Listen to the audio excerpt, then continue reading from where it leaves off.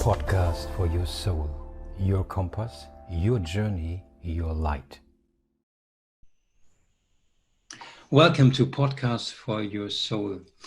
This podcast is for spiritual people who like to listen to spiritual teachers from around the world. And this is your host, Nico Balschuweit. And today's guest is Richard Barrett. And Richard is an author. He writes about leadership development, but also about values, consciousness, as well as cultural evolution in business and in society. He's the founder of the Barrett Values Centre, where he creates value-based assessments. And these assessments are then mapped against the 7 levels of consciousness, which Richard also invented. What I like most about Richard is his unique capacity to bridge or blend the spiritual world with the corporate world. Richard, I'm delighted to have you on my show. Welcome. Well, thank you, Nico, so much. It's such a pleasure to join you today. Beautiful, beautiful. I would like to go straight into the matter. So you wrote books. Sure. What I found out, I think I found 10 books, but I'm sure it's more than that already. So you're very busy in writing books. Yeah, I've been writing actually it's 13, but I've been writing a book every year for the last 9 years, actually. That seems to be what my soul told me to do. But this year I did something different. Instead of writing a book, I put all of my books onto e-learning courses, and I've spent 7 months doing that. And that was kind of my project for this year, and that is now complete. I can give you a link to that on the Barrett Academy website at some point during our interview. So yeah, I'm not sure what my next book is going to be, but I'm already beginning to think about it. Yeah, beautiful. I mean, this especially nowadays, where people are more and more using like the virtual instrument and digital learning, and you have that already with e-learning. Yep. Thank you for sharing the link, obviously, to the listeners out there. Every link is below wherever you're listening, be it YouTube or iTunes or Spotify. You find the link in the description, and everything we talk about in regards to link, and there I'm sure there will come a lot. You find it right there for yourself. Yes, so Richard, you mentioned what your soul tells you to do, and okay, this is one of my favorite books. Yeah. It seems to be the favorite book of a lot of people, I have to say. Yeah, I love it. Now, I'm curious. The first question I need to ask you, Richard, can you describe the process? What is the experience when you listen to your soul? Well, there are many different ways of listening to your soul. But first of all, you've got to establish contact. And what my soul told me, the book you have there, sets out the stages. Actually, the first stage is becoming aware of your soul, then connecting with your soul, befriending your soul, trusting your soul, and finally becoming one with your soul. The vital stage is trusting, actually, because we think we have a soul. But actually, you don't have a soul. You are the soul. And that's a huge shift in thinking. It's like, oh, yeah, I have one of those. Have you got one? No. You are it. You are the soul. And as you take away all your fear-based beliefs, you just become one with the soul. So whatever's coming out of my mouth right now is coming from my soul. And you have to begin to realize that that is who you are. And you have to, but to get to that point, you have to release all the fear-based beliefs of the ego, because they get in the way, and you say things like, you say things which are about you and or about getting your needs met. Well, actually, we want to clear away the fear-based beliefs that are causing you to speak in such ways.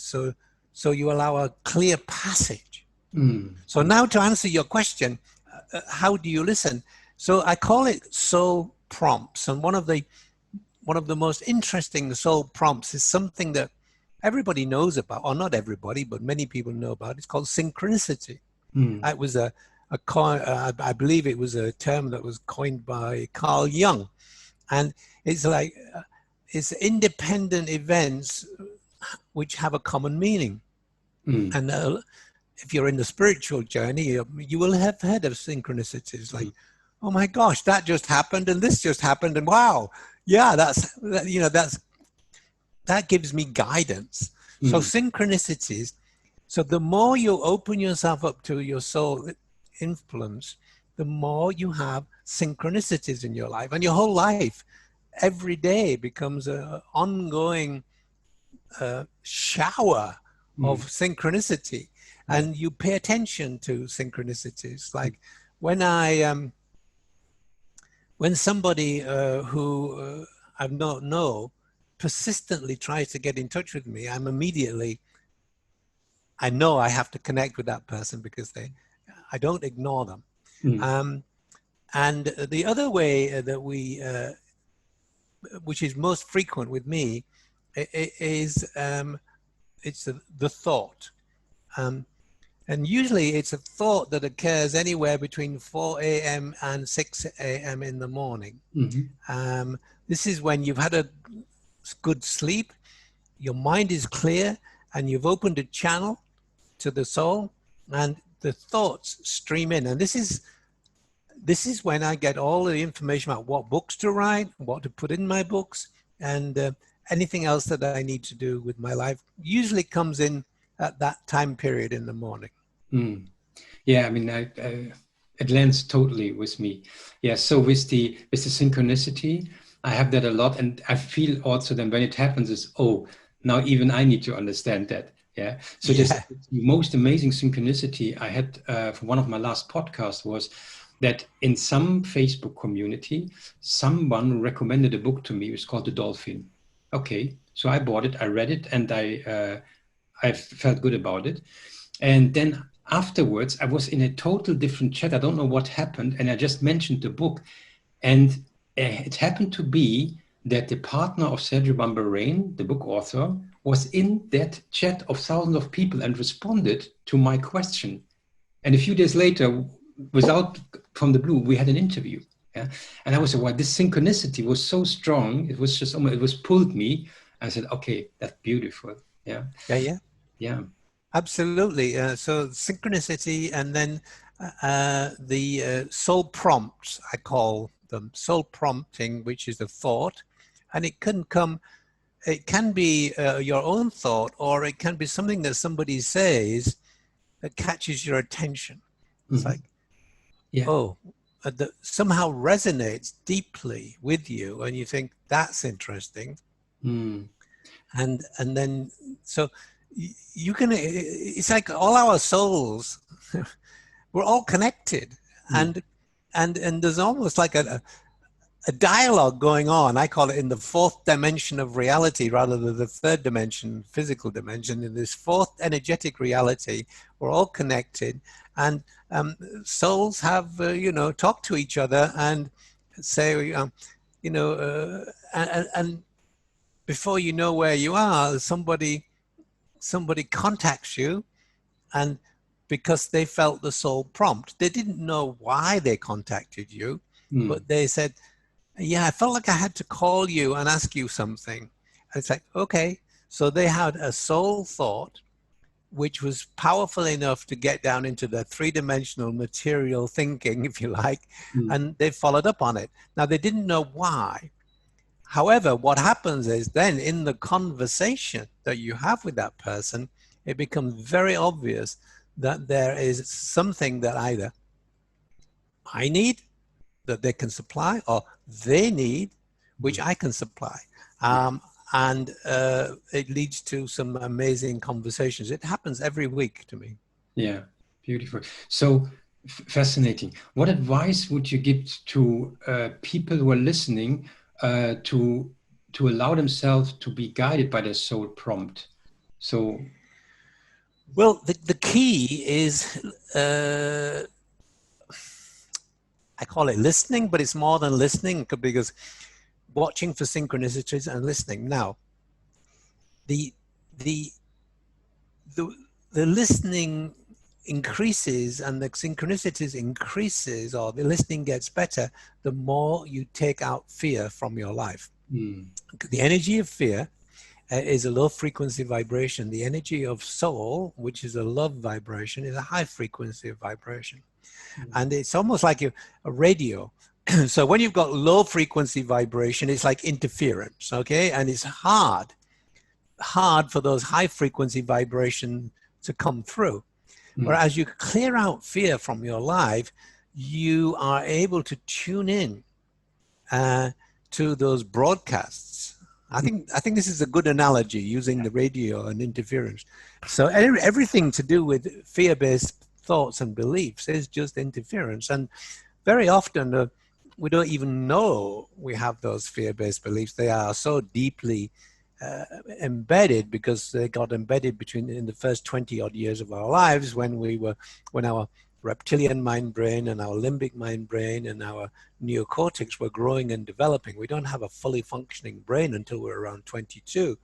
So when those brains are forming, the minds attached to those brains are actually forming too. And anything you learn during that period gets almost hardwired into your thinking. And so, you know, you spend the first 20 years of your life doing the best you can to survive, to feel safe and feel secure. The beliefs you learn, which are fear-based beliefs, then you spend the rest of your life either trying to meet those unmet needs. And a good example would be Donald Trump. I mean, he had a terrible time and he's still trying to meet all those unmet needs from the first 20 years of his life. Particularly his security needs, his self-esteem needs, and so he hasn't got to the next stage, which is individuating and self-actualizing. So if you can release all of those fears, then actually you're able then to tune in to the broadcasts of the soul. Yeah, and for the people who are watching on YouTube, I have a picture here, which is basically some things you covered already, very comprehensive, but please keep going. And basically, I think your message is you need to experience all the levels to be like a full spectrum being, and you need to understand where you're coming from, and the fear-based elements are more in the let's say first three elements of the consciousness level. Okay. So what you're showing there is the 7 levels of consciousness model. So I want to also talk about the 7 stages of development. Whatever stage of development you're at, you normally operate from that level of consciousness. So what's the difference between the stage of development and the level of consciousness? So the first stage of development is not 2 years old, and it's when you are your reptilian mind brain is dominant and you're basically in surviving mode. You know, you need food, you need water. Then you get to around the age of 2 and the limbic mind brain becomes dominant. That's the emotional mind, and stays dominant until around 7 or 8. And that's when you need to feel belonging and safety. And then the neocortex begins to become more dominant around the age of 8 until about 22, when it becomes fully developed. And then that's where security becomes important. So during that second stage, we're looking for safety in our parental framework of existence. And in the third stage, I call it the differentiating stage, we're looking for security in a larger framework of our existence. So the first stage is surviving, the second stage is conforming in order to fit in, and the third stage is differentiating. And then we get to around the age of early 20s, and most people never get past that, but more and more people are moving past that to the fourth stage, which is the individuating stage, where you are now realize that the parental programming and the cultural conditioning have so taken over your mind that you don't know who you are anymore. And so you begin the journey of letting go of that conditioning so that you can find out who you are. Now, this is a really important and fundamental stage in our development. As I said, you know, only a minority of people in the world get to that point because they are poor, They live in poor countries. They are focused on survival. They're focused on maintaining their relationship. They're focused on security.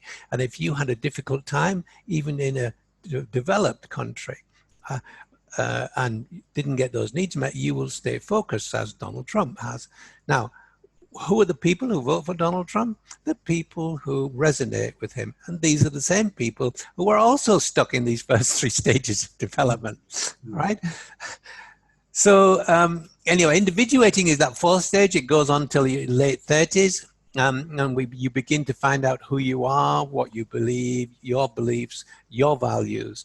And then you move to the self-actualizing stage at the 5th stage of development during the 40s, when you begin to think, well, I'm looking now for meaning and purpose in my life. What are my gifts and talents, and how can I use them? Now, this is the first stage of soul activation, because your soul came with a plan, and that plan is that, along with that plan come gifts, and the soul wants to self-express, fully self-express. And so in the 40s, that's when that begins to happen. And in the 50s, you realize that all of these gifts could make a difference in the world.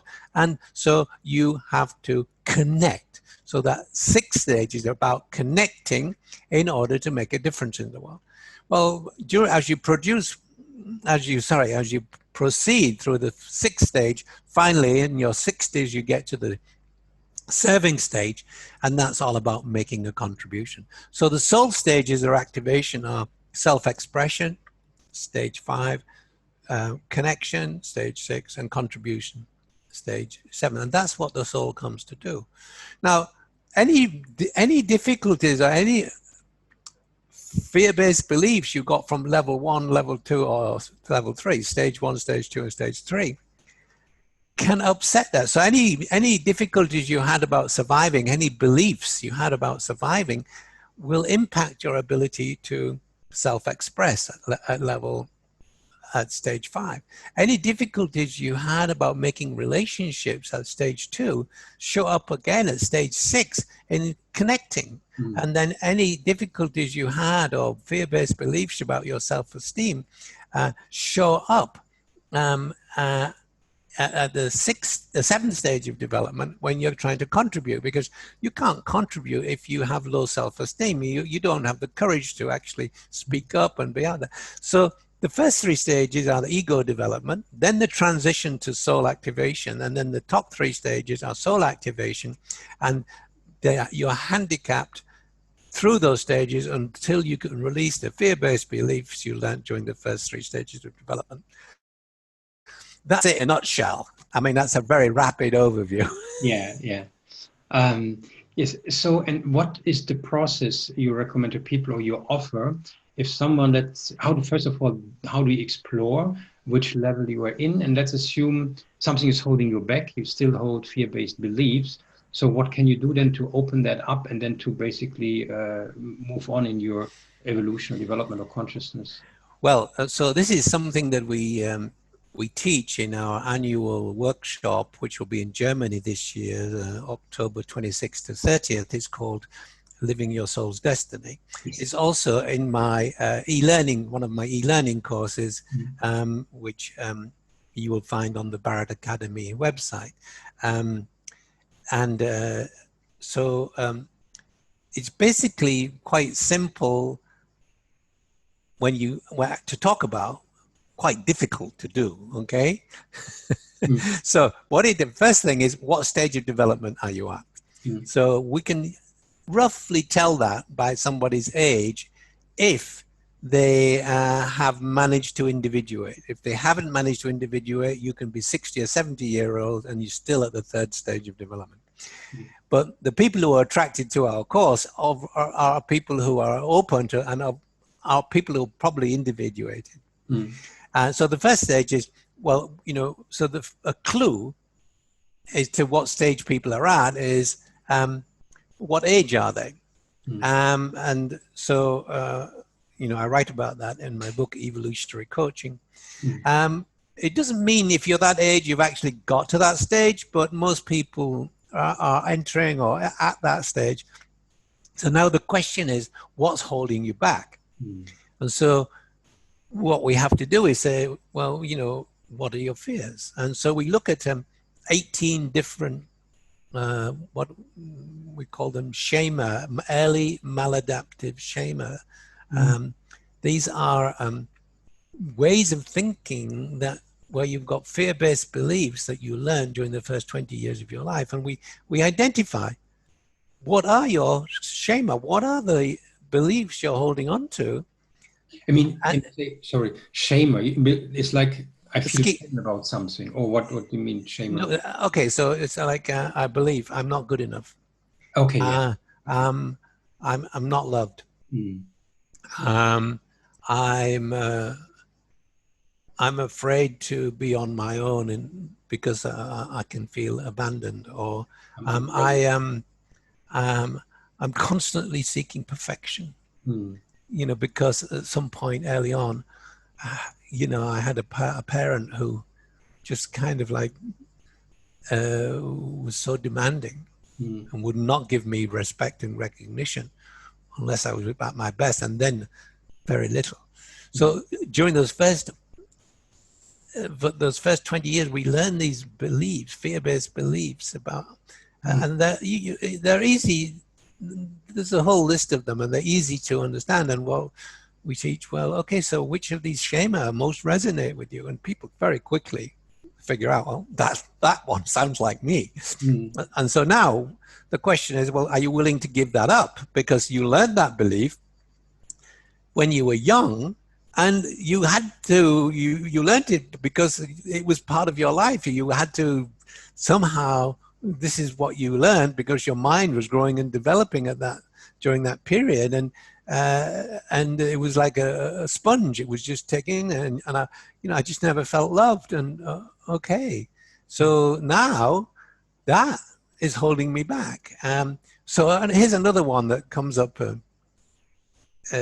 So for example, when you're at the fifth stage of development, the self-actualizing stage, this is quite difficult for women. Why? Because it's all about, it's about finding your meaning and purpose and actually self-expressing. Now, in that age group, roughly, that age group, women tend to have a husband who they feel they need to take care of for some silly reason. They have children, which they do need to take care of, and they have aging parents. So who comes last? They do. So they deny their self-expression. Now, at each stage of development is linked to one of the chakras in the body. So at the fifth stage is the throat and the upper chest, okay? So women who deny their self-expression tend to get breast cancer. Now, men, the next stage is the most difficult. So the integrating stage in the 50s is all about connecting to make a difference. Now, men are taught when they're young, as boys, generally in the age 2 to 8, be strong, don't show your feelings. And so they close down. So when it comes to their 50s and they need to connect in order to make a difference, they don't have the psychological equipment, the psychological makeup to connect.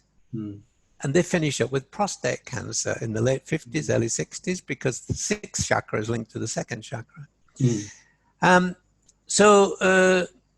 So early identifying these early maladaptive schema is fundamentally important to understand what's holding you back, and it become and there's other approaches. In our workshop, we actually use 3 or 4 different approaches to identifying what is holding you back. Another one is the personal values assessment that you can do at the Barrett Values Centre website, which is a free personal values assessment.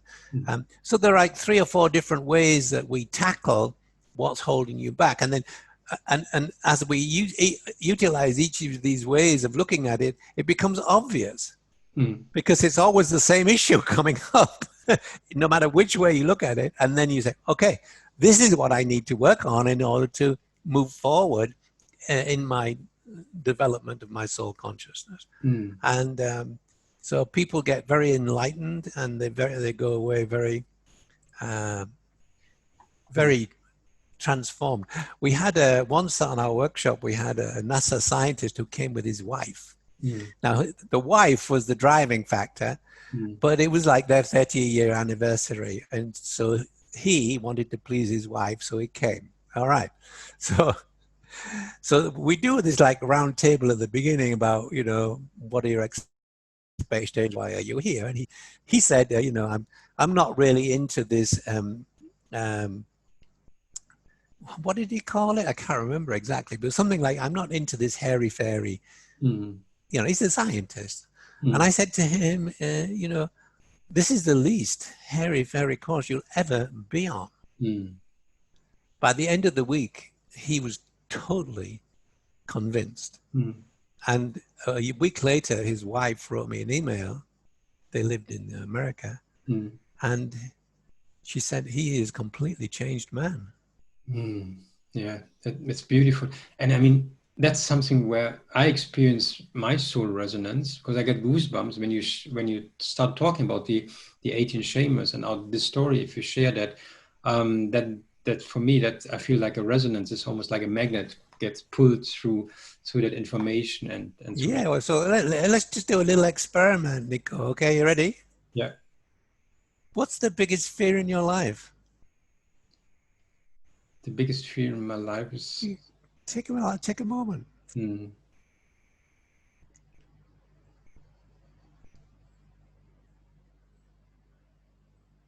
It's to be unworthy.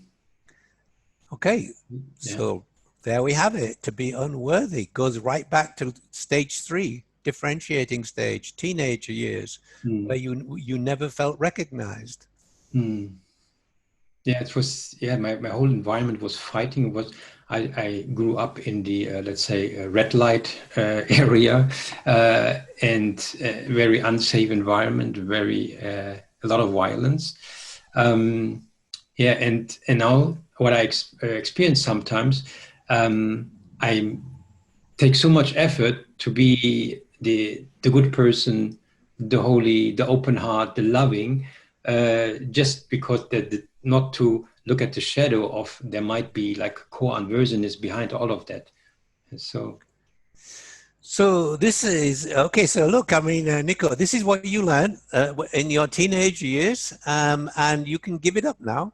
I mean, you don't need it anymore. Yeah, you're totally worthy. Yes, because guess what? You are the soul. I mean, it's only your ego that's feeling unworthy. It's a belief you're holding on to. Now we have another golden nugget, I believe, here. And that's the question, is the ego and the soul. So I experience often that the ego and the soul like two different entities. Sure. And I get frustrated with my ego. But sure. So how can you merge the ego and the soul? Well, that's the level of the beginning. That starts at stage 4. But first of all, you have to figure out what the ego is. Now, the ego is a construction of the soul. Now, you probably didn't know that. So what happens is, the moment you're conceived, the soul enters the embryo. And then after 3 months, the reptilian mind brain forms, and the soul becomes the subconscious of the body mind. Then then what happens is, during that period, in the first 2 years of life, the soul is like just there in the subconscious, but it actually comes from a place of total connection and total love. And it realizes now it's in a 3-dimensional material world, or it's in what it realizes is that there is separation. Because the baby doesn't feel separation for the first few months, but gradually it begins to feel this, oh, there's somebody else out there. It's not all connected, you know. So it's almost like you're getting used to being in a different dimension of existence, the 3-dimensional material world. And so separation becomes obvious. Now, this is extremely painful for the soul because it's used to living in a field of connectedness. So the soul creates the psychic entity called the ego as a buffer, as a guardian, not to have to experience this fear of separation. Mm. So the ego takes its job very seriously. Yes. It doesn't know. It doesn't know that it's the creation of the soul. Mm. Now, the ego, if during this next stage, the conforming stage, if that young child is abused, the ego will now create another psychic entity called the alter ego to protect itself. So first of all, the soul creates the ego as a buffer. Then the ego creates alter egos to protect. Okay. And so if your childhood is not too bad, which is for most people, then, okay, you don't have so many alter egos or you don't have any. But the point is that the ego is actually there as a guardian to prevent the pain of separation going to the soul. Now, so when the limbic mind brain forms, the emotional mind, the body mind now becomes the subconscious, and the soul mind now becomes the unconscious. Then, when the neocortex forms, the neocortex, it becomes the conscious mind. The emotional mind becomes the subconscious. The body mind becomes the unconscious. And the soul mind becomes the super unconscious. So you kind of push the soul way back down. So now you get to the end of the differentiating stage where you've got a fully functioning brain, and the individuating stage is all about recovering the soul mind. And that takes for the rest of your life to do that. And it's 3 stages. The 5th stage, self-expression, fully expressing who you are at the soul level. The 6th stage is connecting, so you can use your gifts and talents to make a difference. And the 7th stage is contributing. And so finally you finish up back in soul consciousness. So you started in soul consciousness. You went into ego consciousness in order to survive, feel safe and feel secure, normal. And then you come back out again. But you have to let go of the fear-based beliefs you learned during those 1st, 2nd, and 3rd stages in order to get back out again. So that's the journey. Most people never complete the journey. I often say this, you used the word earlier, spirituality. There's a lot of good stuff in spirituality. I mean, there's how shall I put it? Meditation, mindfulness, yoga. Now, when you're focused on spirituality, you're focused on the journey. You're focused on the journey of, just simply the journey. When you focus on soul consciousness, you focus on the destination. And so that shift is also important, recognizing that you can do all the yoga you like, you can do all of the meditations you like, but you won't get to soul consciousness. You'll actually set it out as a destination and realize that actually all of this enlightenment is really just becoming who you really are. Yeah. And there's one challenge I experience. I'm in a state of bliss and soul consciousness, and I feel this oneness. And then somehow I feel like I'm in duality, and there is a struggle in me. Now, what's the truth? Do I need both? Both. Both? Come on, it's unromantic. I thought you give me a solution that I'm No, exactly. It's normal. You can't live in oneness in a 3-dimensional material world all of the time. So you go back and forth from duality into non-duality. And so there are certain moments that, like at this moment, I'm in non-duality. I go back up after this podcast and think about my lunch and my dinner. I'm back in duality. So it's like a constant ping pong between duality and non-duality. It's almost, if you're in a 3-dimensional material world, you're obviously in duality. However, you can escape, in a sense, and experience non-duality at any time. But you will always come back. You have to be a really advanced in your spiritual enlightenment to never come back into duality. We all have to deal with duality. And it's almost important, it's almost impossible to speak of non-duality. So I say to you, you are a soul. Okay, so you still got the idea that yeah, I am a soul, and it pops, keeps saying, you can't get away from the fact I have a soul. Well, no, you don't. You are the soul, and so when you're living in dual and non-duality, you're actually living from soul consciousness. So I say to you right now, Nico, my soul is speaking to you in non-duality. It's really hard for me. It's hard for everybody to stay there for long periods of time.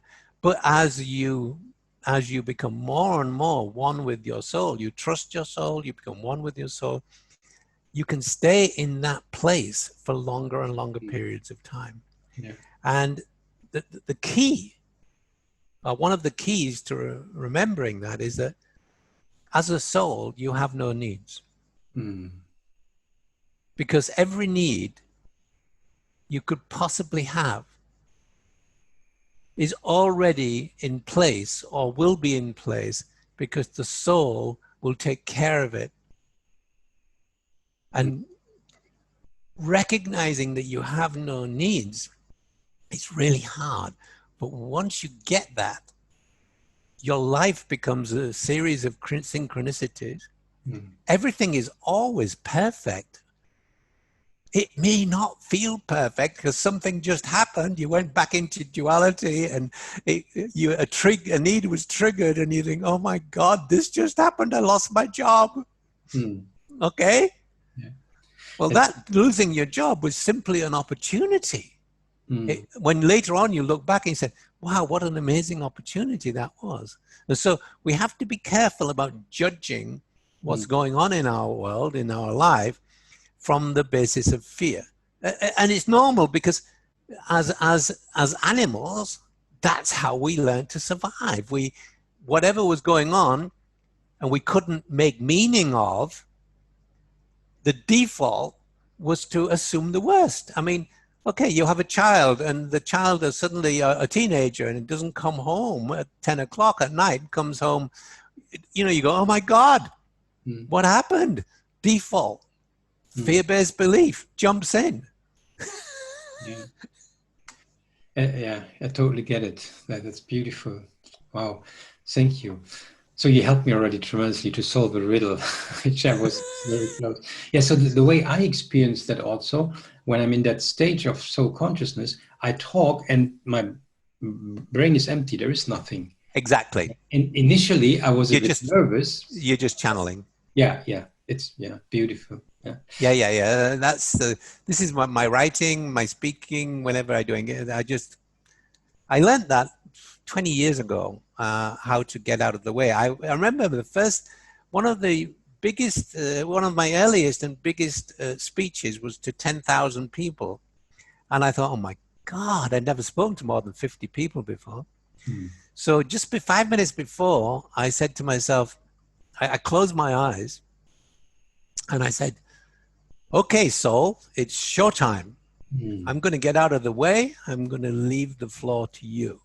And it's like, I just went out there and nailed it.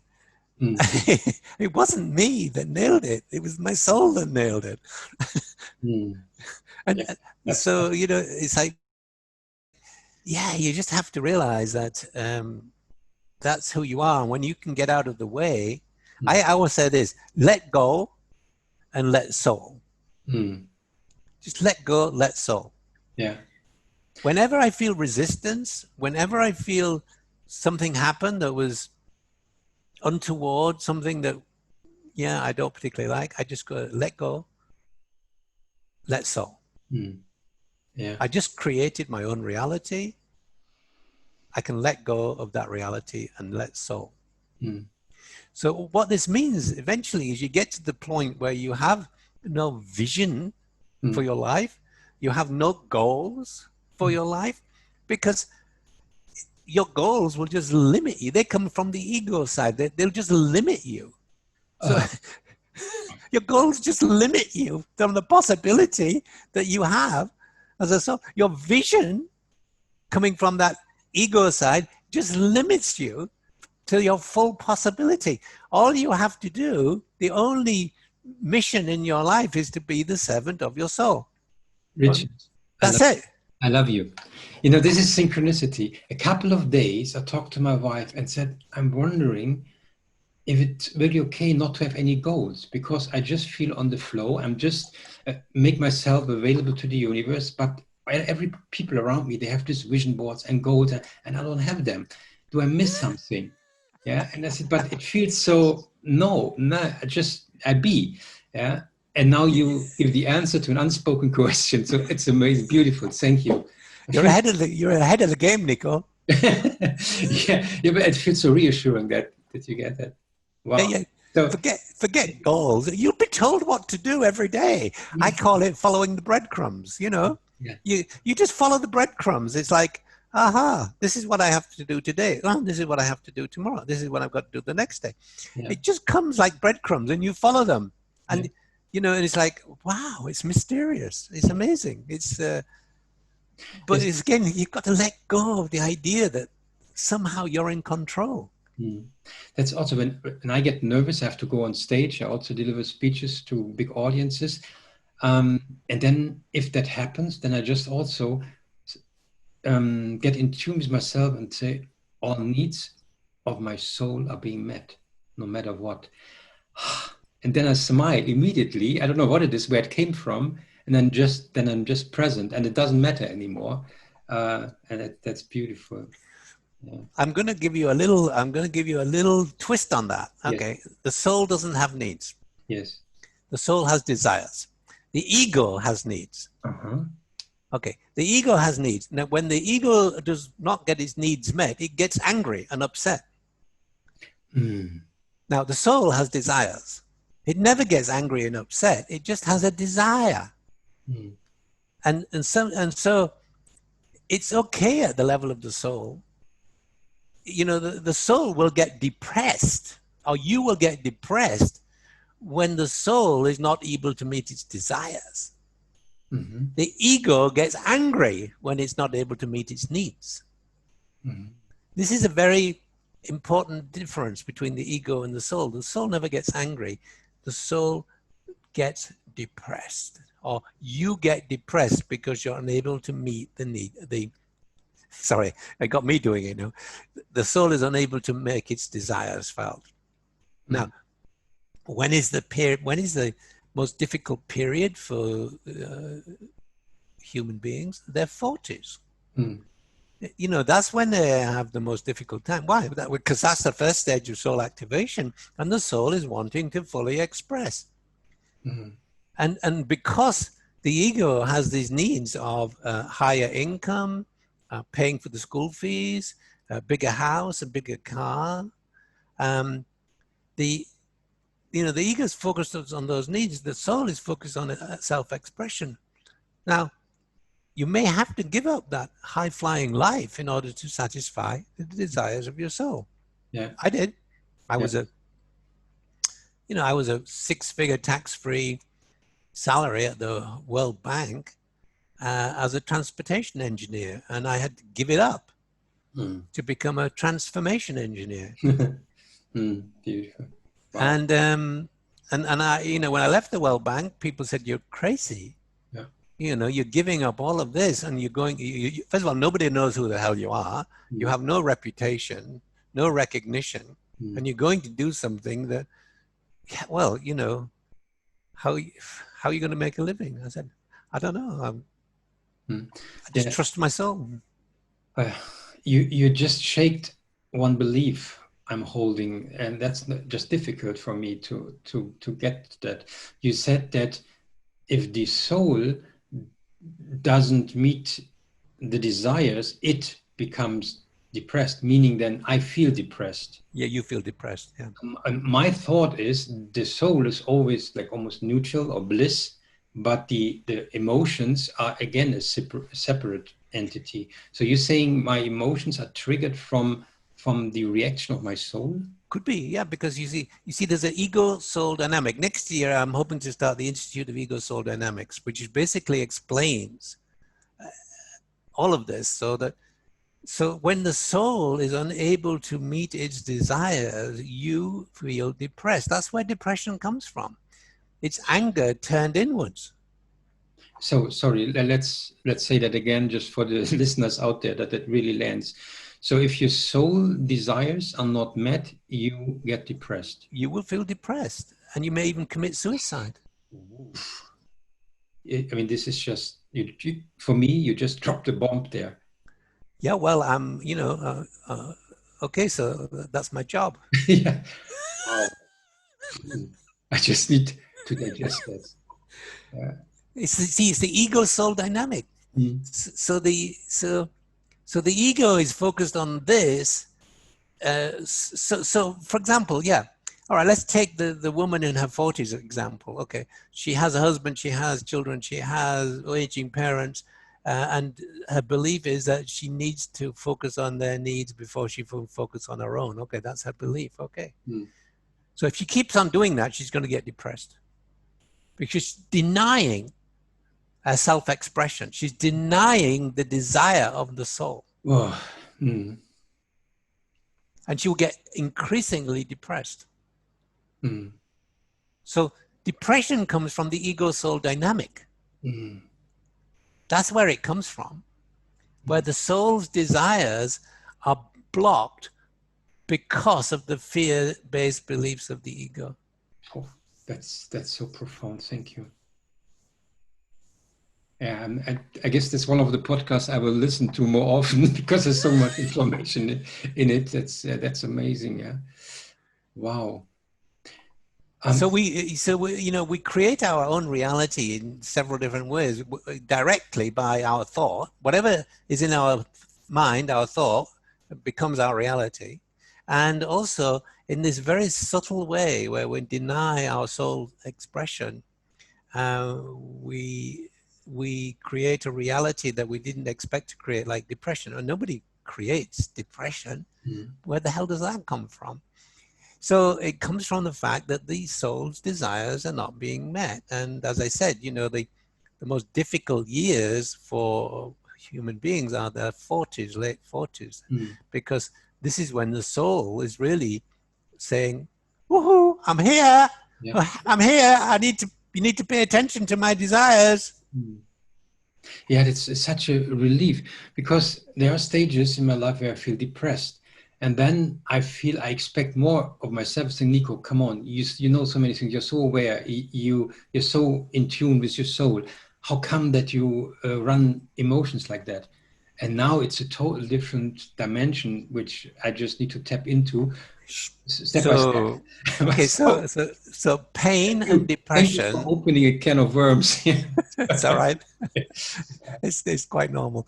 Yeah. So there, pain and depression are positive signs. Okay, why? Because they're pointing right at what you need to do to get into alignment with your soul. Pain and depression are positive. They're not negative. They're positive signs. Because what's happening at the energetic level, there is a lack of alignment. And when you get pain, be it physical pain or psychological pain, emotional pain, it's saying, that's where I need to look. Because I'm out of alignment. If you're in alignment, energetically, you'd feel fine all the time. Yeah.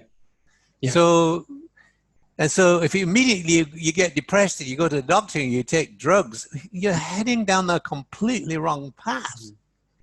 I remember when I got depressed after my first marriage ended, I knew this already.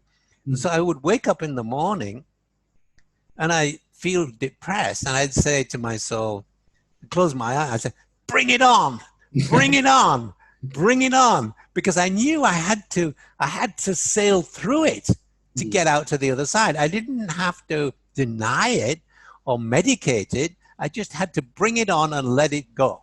Yeah. So don't fight depression, go right into it. Yes. Wonderful. Feel it.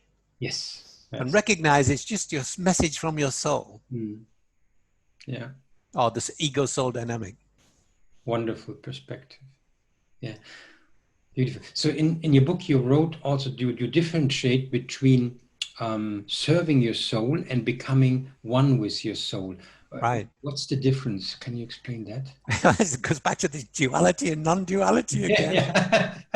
It's like, I I need to just, serving your soul, you're still objectifying your soul, okay? It's like, okay, so, okay, it's very difficult in English language. I don't know about German or any other language, but it's very difficult in English language to get past this duality. We have a duality-based language. So serving your soul, immediately you're objectifying. It's like, okay, I have a soul, I'm going to serve it, okay? Yeah. Whereas the next stage is, oh, I'm living my soul. I'm not serving it, I'm living it because I've got out of the way. I went to duality, I went to non-duality. Mm. And I'm living from there, and I don't have to serve my soul because my soul is serving me. What? See, there's the language. The language breaks down. That's, yeah. I feel like I get a private consulting session here from the audience. So, yeah. Oh, well. I'm guilty. Yeah. No, you're not guilty. You're not guilty. I'm just kidding. Okay. Yeah, all right. I mean, I'm doing that. I'm holding the thought that I love to serve my soul.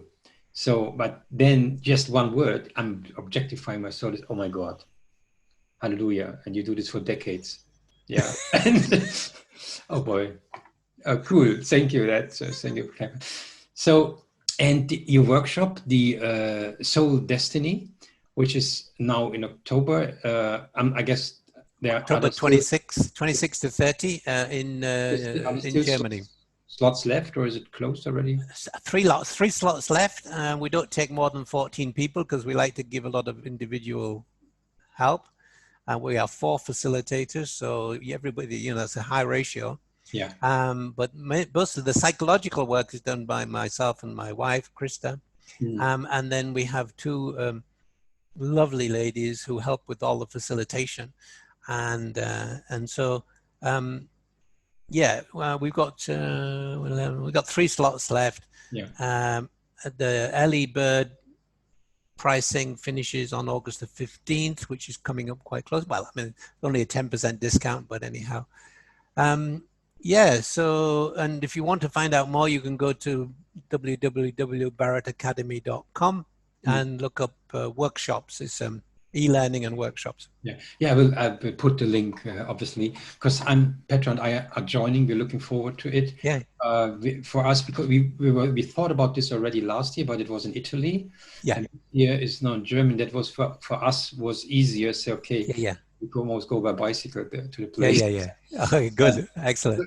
So, but usually you do it like once a year, and then Italy? Or? Usually we started almost 4 or 5 years ago doing it. We have a house near Florence in Tuscany for 5 or 6 years now, and we do it in a hotel or just around the corner. Now this year they were refurbishing the hotel, and so we knew we couldn't do it. So our 2 German facilitators said, well, why don't we do it in Germany? And we said, fine. Now, as it happens, it's worked out beautifully because usually we get people from all over the world coming. And, people can't travel because of COVID-19. So we didn't know that at the time when we chose to do it in Germany. However, what's interesting is, COVID-19 is well under control now in Europe, well, most of Europe. And so we're not getting any people from outside of Europe this year. Everybody who's coming is from Germany, Holland, Belgium. We may have a person from Egypt. He doesn't know whether to be able to enter Germany or not. But anyhow, so it's amazing. Again, another amazing synchronicity that we chose to do Germany, and everybody can travel because you can get in your car and get there, except we can't because we live in England during the winter and we live in Tuscany during the summer. But that's fine. Yeah, so you can travel. So next year we don't know where we're going to go. We keep thinking about coming back to Italy, but actually there's a beginning to have a thought that we might actually keep doing it in Germany. And if there's a demand, we'll go to twice a year. Yeah, I think that there will be demand. I'm sure about. Okay, well, we'll wait and see. Yes. And you mentioned your other ambition. You just finished your e-learning course, and that's what there's also a mentoringship going along with that. Oh, well, I just in January I started writing 18 e-learning courses, which covers all of my 13 books. Practically my whole philosophy is in these e-learning courses, and I did that because, you know, I'm getting on in years and I wanted to leave that legacy of the material. And so I decided this year, instead of writing a book, I would focus on, I've just spent 7 months putting all of that together. And it's just, you can go again to the Academy website and you can find the e-learning courses. Now, you can sign up for free and get 3 courses. One of them is an e-learning course, Living a Values-Driven Life. And there are 2 information courses, one on the national well-being or global well-being, and one on a humanity awareness initiative. So as soon as you sign up, immediately into your dashboard, you get these 3 free courses. Now, then you can choose to buy additional courses if you wish.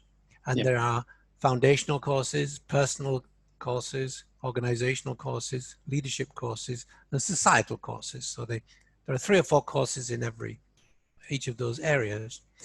Now, since something new, which I have not announced publicly yet, but it'll be going out onto the website in about 2 weeks, is what I call the fellowship program.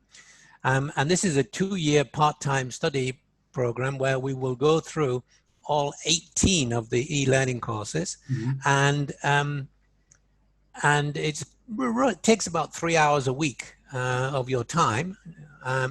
And every month there will be a mentoring session with a group. Now, the group will not be more than 6, so we'll have 6 people in each group.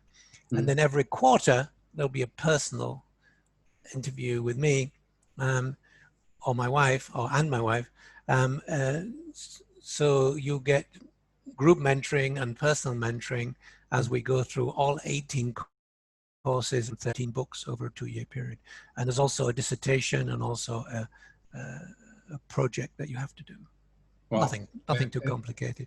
But basically, by the time you've finished, you're thoroughly absorbed all of the teachings that I've downloaded from my soul over the past 25 years. May I ask, what's the investment for the fellowship? It's £2,500 per year. So each year you contribute £2,500, and you get it 1 year, and then the second year you pay another £2,500. If I remember correct, your wife is from Germany, right? She speaks German. Yeah, my wife, Christa Schreiber. Schreiber is very German, and she's a clinical psychologist, and did her training in London and stayed in England, and that's where I met her. And so she is, she's a perfect match for me because, you know, I'm all self-taught and I'm, you know, a bit off the scale when it comes to academic teaching because I develop my own theories. So during the workshops and during the fellowship, any deeper issues that come up, which are, this is something that Christa knows how to deal with. Yeah. I'm also asking because I believe the majority of my listeners is German audience who speak English, but I would assume that some of them maybe would prefer to have interactions also in German language, and if it's also available, that's it's a win-win. Yeah, Christa is. She doesn't agree with everything that I say, obviously, but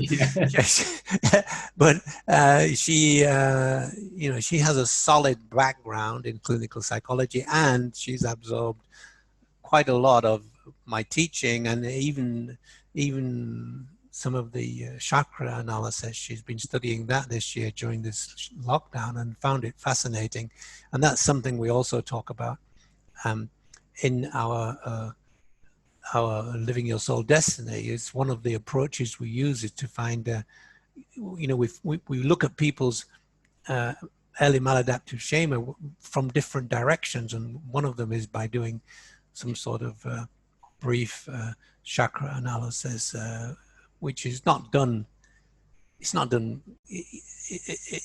You actually do it by answering particular questions, and you begin to find out, oh yeah, that stage of development is linked to this chakra. Okay. Yes. Yeah. And actually, I did a series of webcasts which called 7 Tage, 7 Chakren, 7 days, 7 chakras.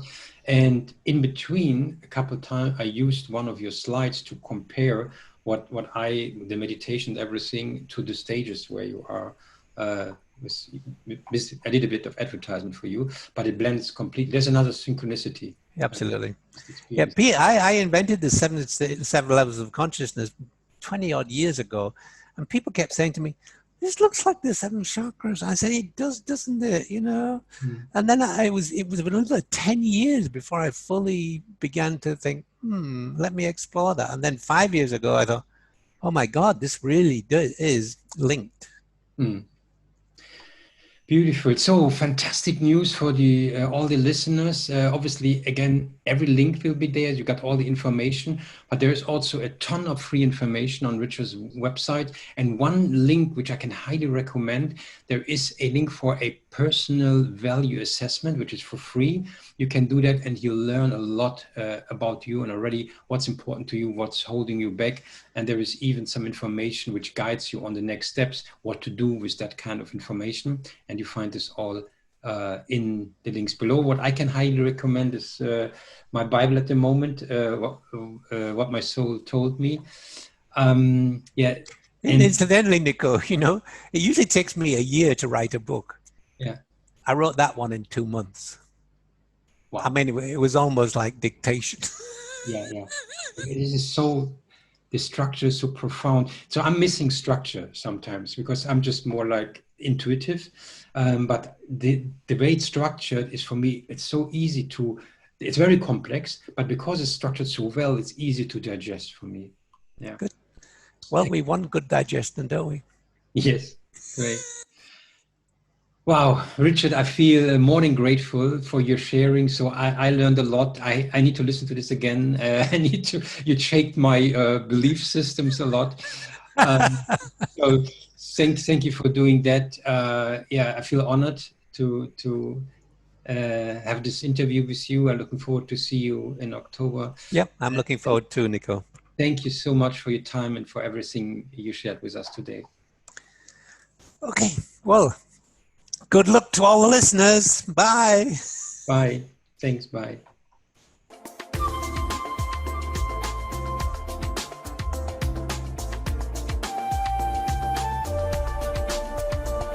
Podcast for your soul, your compass, your journey, your light.